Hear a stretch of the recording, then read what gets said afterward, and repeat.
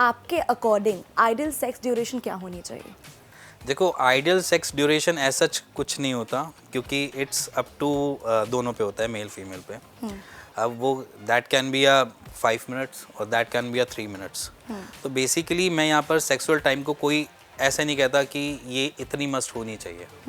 ठीक है, अब हमारे पास कुछ पेशेंट्स आते हैं जो कहते हैं कि 10 मिनट चलता है, हमें और बढ़ाना है। तो मैं कहता हूँ 10 मिनट भी इट्स ओके, क्योंकि इट्स नॉट अ लाइक कि अगर मैं बोलूँ कि आज आप 10 मिनट नहीं कर पाए, 20 मिनट करना चाहिए, तो आप 20 मिनट के ही स्ट्रेस में आप कम कर दोगे। Right.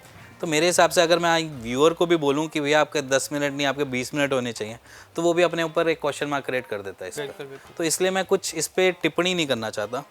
It's up to you कि आपका पार्टनर सेटिस्फाई हो रहा है या नहीं हो पा रहा।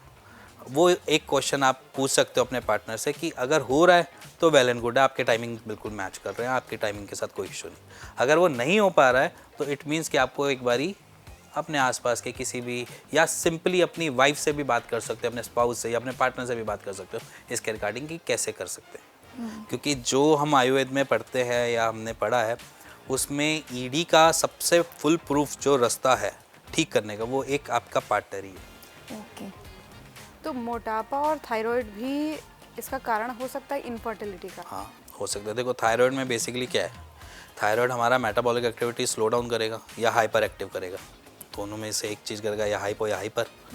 अब दोनों में क्या होता है कि मेटाबॉलिक एक्टिविटी अगर मेरी स्लो डाउन हो रही है तो मेरा डाइजेशन सिस्टम गड़बड़ा रहा है, उसके बाद मेरी बॉडी में एसिमुलेशन जो न्यूट्रिशन की होनी चाहिए वो नहीं हो पा रही ढंग से, और जब न्यूट्रिशन नहीं हो पा रही तो वो मेरे को स्पर्म को दे नहीं पा रहा न्यूट्रिशन, और जब वो टेस्टिस को पास स्पर्म या न्यूट्रिशन नहीं पहुंच पा रहा तो वो अपने काम से लैग करेगा। और अगर ओबिसिटी है या ओबीज़ है पेशेंट, तो ओबीज़ में क्या है, बेसिकली हमारा मेटाबॉलिक एक्टिविटी वैसे ही स्लो डाउन, तभी हम मोटे हो रहे हैं। नहीं तो खाना तो दोनों जने खा रहे हैं, पतला भी खा रहा है, मोटा भी खा रहा है। मोटे को हवा लग रही है, पतले को कुछ भी नहीं लग रहा। तो वहाँ पर वैसे ही मेटाबॉलिक एक्टिविटी हमारी स्लो डाउन है, तो वहाँ पर भी हम देखते हैं कि लैग मिलता है, न्यूट्रिशन टेस्टिस तक नहीं पहुँच पाया, और उसकी वजह से हमें रिवर्ट बैक नहीं मिला। जैसे हम आयुर्वेद में पढ़ते भी हैं कि 7th स्टेज पे रखा गया हमारा स्पर्मेटोजेनेसिस, 7वें पायदान में, लास्ट पायदान है, मतलब वो लास्ट एंड है जहाँ पर हमको न्यूट्रिशन मिलते हैं। ओके। अब वो 7वां पायदान अगर मेरा गड़बड़ा गया या उससे पहले सारे न्यूट्रिशन उसने ले लिए, मतलब मान लो कि मेरे दिमाग को चाहिए, मेरे हाथ को चाहिए, मेरे पैर को चाहिए, मेरे पेट को चाहिए, वहाँ पर न्यूट्रिशन सारे लग गए, तो वो आखिरी प्लेटफॉर्म तक पहुँचते पहुँचते कम हो जाएगा, राइट। और उसकी वजह से मेरे को स्पर्म काउंट लो मिलेगा। ओके सर, यहाँ पे एक इम्पॉर्टेंट सवाल है, एक्सेसिव मास्टरबेशन, क्या उससे भी हमारे स्पर्म हेल्थ पर और स्पर्म काउंट पर असर पड़ता है? देखो, एक्सेसिव हर चीज़ ही बुरी है, चाहे वो आपका खाना हो, चाहे वो आपका पानी पीना भी हो, चाहे वो आपका नॉर्मल रनिंग भी हो, एक्सेसिव हर चीज़ बुरी है।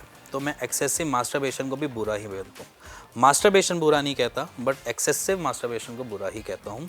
उसके पीछे रीज़न है, उससे आने वाला जो फ्यूचर होता है ना, वो पेशेंट का ख़राब होता है। राइट। अगर मान लो कि मैं एक्सेसिव मास्टरबेशन बड़े लंबे टाइम से कर रहूँगा तो मेरे को आगे आने में बहुत सारी प्रॉब्लम्स आएंगी। वो पहली तो ये कि मेरा इरेक्टाइल डिसफंक्शन जैसी प्रॉब्लम्स स्टार्ट हो जाएंगी। दूसरा, मेरी पीएमई जैसे प्रीमेच्योर इजैकुलेशन की प्रॉब्लम स्टार्ट हो जाएंगी। तीसरा, मेरे साथ ये इशू होगा कि मेरी फर्टिलिटी भी हैम्पर हो सकती है उससे। जी। तो इसमें क्या है, बेसिकली अगर मैं यहाँ पर रेगुलर उसमें बात करूँ, तो अगर आप एक्सेसिव मास्टरबेशन कोई कर रहा है तो ओवरऑल आपकी हेल्थ पे बहुत बड़ा दिक्कत देगा। ओके। क्योंकि एक्सेसिव मीन्स कि जितनी देर में आप स्पर्म बना ही नहीं पाए उससे पहले ही आपने इजैकुलेट कर दिया, क्योंकि हमारे स्पर्म को बनने के लिए 3 दिन लगते हैं और पूरी 90 डेज़ की साइकिल होती है स्पर्मेटोजेनेसिस की। अब 3 दिन में वो बन रहा है और 3 दिन से पहले ही आप इजैकुलेट कर रहे हो, तो वहाँ पर क्या होगा कि वो साइकिल ही नहीं बन पा रही ढंग से। तो वहाँ पर क्या होता है कि धीरे धीरे ना हमारा शरीर इस तरीके से बना हुआ है कि वो आदत सीख जाता है काम करने की। वो कहते हैं यार यहाँ तक तो काम बंद होने ही नहीं देता पूरा कंप्लीट, तो यहीं तक छोड़ देते, क्या करना, इसको तो ज़रूरत है नहीं। तो शरीर इस तरीके से बोलना चालू कर दो। जब शरीर ने ये कहना चालू कर दिया वहाँ पर दिक्कत स्टार्ट। वहाँ पर वो फर्टिलिटी इशू हो जाएंगे, लो स्पर्म काउंट की दिक्कत आ जाएगी, फिर ईडी पीएमई की नॉर्मल है वहाँ पर आ जाती है। क्योंकि हमें जब एक्सेसिव वो करते हैं तो हमें जब हम एक्सेसिव मास्टरबेशन करते हैं तो हम एक फैंटेसी वर्ल्ड में होते हैं। फैंटेसी वर्ल्ड जैसे कि मान लो कि मैं किसी एक पर्टिकुलर एक फैंटेसी देखकर ही मैं इजैकुलेट कर पा रहा हूँ। राइट। ठीक है, तो मेरी वो हैबिट बन जाएगी। जब तक मैं पार्टनर के साथ जाऊंगा तब तक मेरे लिए वो फैंटेसी वर्ल्ड चलेगा, और जब पार्टनर मिलेगा वो फैंटेसी वर्ल्ड अगर मेरे को नहीं मिला तो मेरे को ईडी की दिक्कत चालू हो जाएगी। जी।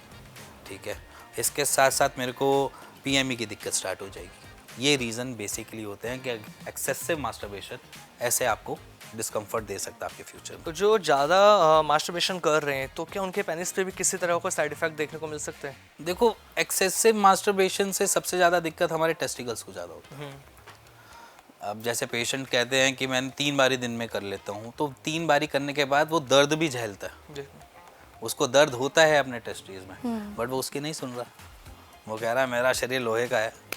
और जब उसने ये सोचा लोहे का है तो उसको वो थोड़ी सी धूप लगती है, वहीं पे वो बैठ जाता है। तो ये दिक्कत होती है कि कभी भी अपने शरीर के साथ छेड़छाड़ ज़्यादा मत करो। शरीर बहुत अच्छा मिला हुआ है, ऊपर वाले की देन है, जो हाथ रखकर आपको मिला हुआ है, उसकी कदर करना सीखो। प्रोटीन की मात्रा कहते हैं कम होती है अगर ज़्यादा मास्टरबेशन कर रहे हैं तो? देखो, ऐसे तो बहुत सारी चीज़ें होती है, कैल्शियम भी कम हो जाता है, जिंक भी कम हो जाता है, ऐसे कहने के लिए तो बहुत सारी चीज़ें। प्रोटीन की मात्रा कम नहीं होती है। अब एक सिंपल सी चीज़ समझो कि अगर मैं आपकी बॉडी में कुछ न्यूट्रिशन डाल रहा हूँ और वो लैक हो रहे हैं बार बार, आप इजैकुलेट करके निकाल देते हो। अब उसके बाद क्या होगा कि कुछ टाइम बाद आप खुद वीक फील करोगे, क्योंकि आपकी बॉडी में बेसिकली अगर देखा जाए तो सब चीज़ों की एक अलग अलग प्रोपोर्शन है। जैसे कि प्रोटीन की मान लो, प्रोटीन सबसे ज़्यादा होता है कि हमारे स्पर्म प्रोटीन के बनते हैं। तो अगर प्रोटीन आपकी बॉडी में कम होगा तो आपकी मसल मास नहीं बन पाएगा, तो वहाँ पर आपको कमजोरी आएगी। ठीक है, उससे आपको एक नींद बहुत ज़्यादा आएगी।